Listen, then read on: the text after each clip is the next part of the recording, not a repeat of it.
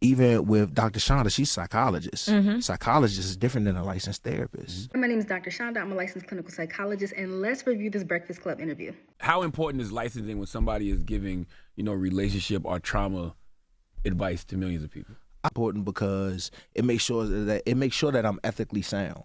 Make sure that people are safe around me. Make sure that I'm continuing all my education credits. Make sure that I'm getting all the training. Because it's one thing, we got a lot of therapeutic language being slang about people calling you gaslighter and narcissist, and we got all the words, but people don't really know what happens next in terms of healing. Yeah. First of all, Kier did a great job discussing the importance of licensure and how oftentimes we tend to overlook the importance of licensure, specifically when it comes to protecting our clients. For instance, if you have somebody who walks into the door indicating that they want to harm themselves, somebody else, or what have you, we have to follow a specific protocol in order to make sure that them and the people around them are safe.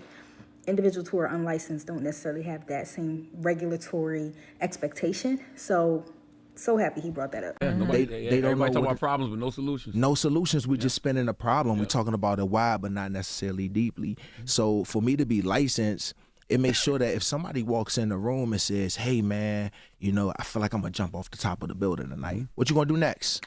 What's your next move? What's your next move? A man comes in and says, man, I'm feeling like hurting my wife. What you going to do? What's your next move? All that psychobabble doesn't help when you got to be in a room with somebody and feel your way around that person and have quality training to back that up. So when we got all the words, but we don't got any wisdom, that's like having a map with no waypoints and no words on. Bars. Even understand the difference between a licensed therapist, a life coach, a relationship expert, or a motivational speaker anymore? Has social media blurred all of those I don't lines? think so. Social media is not a place for dynamic nuance. So not only do people not know, I honestly don't think that people care. And that's one of the things that I really hone in on when I talk on my platforms, because therapy, being a licensed clinician is a specific thing, and it's a specific designation by the state that says that you passed all your exams and you're doing all these things you need to do to make sure that you're upholding all the ethical principles of the craft. And that's amazing. But when people are hurting sometimes, they just want to hear from somebody, but you got to hear from somebody qualified. And Kier does a great job explaining how, yes, there is a place for like mental health influencers and people to talk about their personal experiences with regard to mental health, and also keeping in mind that people who experience these types of disorders or what have you, they want help. They're vulnerable populations. And so when you are a vulnerable population and you're looking for help, you're going to be listening to what sounds good to you, what's relevant to you. But all the times what is relevant to you may not also be what's clinically sound. So that's why it's really important to understand, like, if you're getting your information from a coach or influencer or what have you, which can be valuable, versus a licensed clinical professional who can actually provide you with recommendations on what the best line of treatment is for specific disorders. Interview with Dr. Cheyenne Bryant. I saw clips. Okay. So when we were getting ready for that interview, I called one of my friends. Her name is Dr. Chanda Reynolds. And Hello, great job today. she was saying that to me because I was mentioning Patient Dr. Chanda? Yes. Yeah, that's the homie. Come that's on my now. sister. Like, we went to high school together. Like, And this whole interaction definitely warmed my heart, because bringing me up in a room that I wasn't in, it definitely just made my day.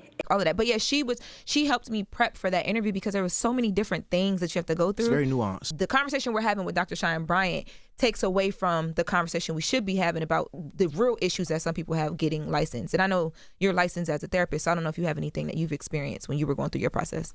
Not anything to that extent, but licensure is incredibly challenging to get through. I don't think people understand how much schooling, how many hours of practicum and how many hours of internship you have to undergo, and then the test itself is difficult, and then the licensing board, and then you have to sit for a certain number of direct and indirect hours, which means a therapist who is more experienced than you sits in with you every week and you talk about your sessions. What went well, what didn't go well, and it could be challenging for a number of reasons, because sometimes you can only, you rise to the level of your help. If you don't have incredible supervision, it's going to dictate how thorough and how effective you are as a therapist in the long run. Yeah. But even with Dr. Chanda, she's a psychologist. Psychologist is different than a licensed therapist. Psychologist is a scientist. Licensed therapist is a practitioner.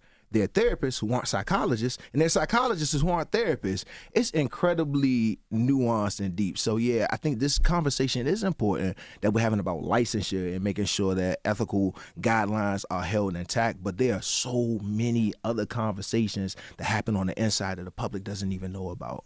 As far like what? Like how a lot of therapeutic modalities are not really normed on Black people. Talk about that a bit. Dr. Chanda talks about that. Oh, Talk about it. Yeah, they're not normed on Black people. When a lot of modalities are steeped in psychology, and they take a group of people who they study, and the people who they study and weren't Black. There's this thing in therapy that happens when people don't have cultural competency. That's right. This was actually one of my favorite parts of the interview, where Kier, again, does an amazing job outlining how a lot of the therapeutic modalities and practices that therapists, we go to school, we're trained in for years and years and years, oftentimes are not normed on Black people. It is important to go to a culturally competent therapist or licensed professional, some that might specialize in African-centered types of therapies. Right. And that means, like, you can come into the room and you can see a Black man, and then you can see like a South Pacific woman, and you say, oh, depression is depression, I'm gonna treat these people the same way. You might not honor the fact that where she's from, the hierarchy in the family looks different, so she may have a different reverence for her family that might make it harder for her to say, nah, dad, nah, mom, I'm gonna do my own thing, I'm gonna move in my own direction.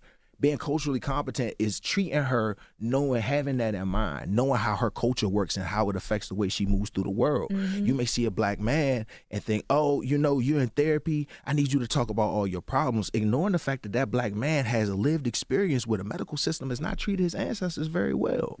He walks in therapy skeptical. Rightfully so. So cultural competency doesn't say, oh man, you got these problems, you need to come into therapy and you need to talk to me because you need to be better. Cultural competency meets him where he is and says, I can see why you're skeptical. Let's take the first 3 sessions and get to know each other a little bit. Matter of fact, I'm gonna tell you a little bit more about myself. Because what we learn, what Black therapists have learned, is we get taught when you're in a session with somebody, you don't do no self-disclosure. It's not about self-disclosure. You're not supposed to talk about yourself, which is right to a degree. But when you're in a room with Black and brown people, especially Black and brown men, you're going to expect him to give all that up and you don't say anything about yourself? That's not going to work. The robotic, cut off wall of a therapist is a motif that don't work for Black men. Don't work for Black people. And if you don't have cultural competency, you would not know that. Overall, super proud of my people. Kier, amazing job. Lauren, LaRosa, you my sis, my dog. Good job.